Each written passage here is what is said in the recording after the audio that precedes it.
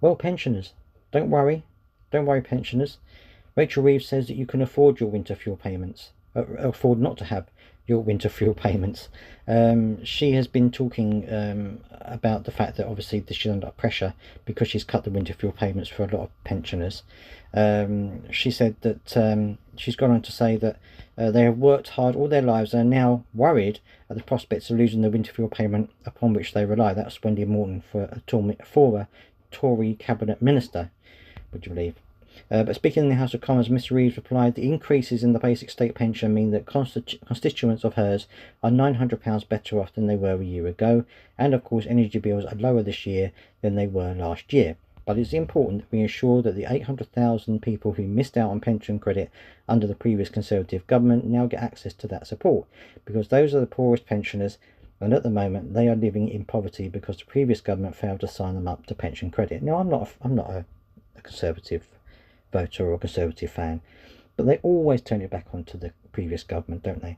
And you know, at the end of the day, if you have even a quantity, even have half of those 800 people claiming pension credit, how long will it take them to go through those applications? How long will it be before they get given that pension credit? You know, it's you know what the PIP assessment situation is at the moment anyway. It takes years sometimes, especially if you go through the tribunal. It can take years to get a decision on a PIP and things like that. So you know, yes, okay, there may be people who are eligible to pension credit, but are they going to be fast tracked because of the situation? I don't think they will be. I think it's just another reason.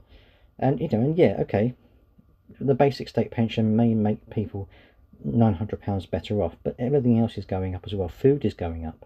You know, the cost of living is going up. You know, Rachel Reeves has said that there could be an increase in fuel duty. People who rely on their cars may have to start paying more. If this price per mile tax thing comes in and it's at the levels that people are saying, that's going to cost more.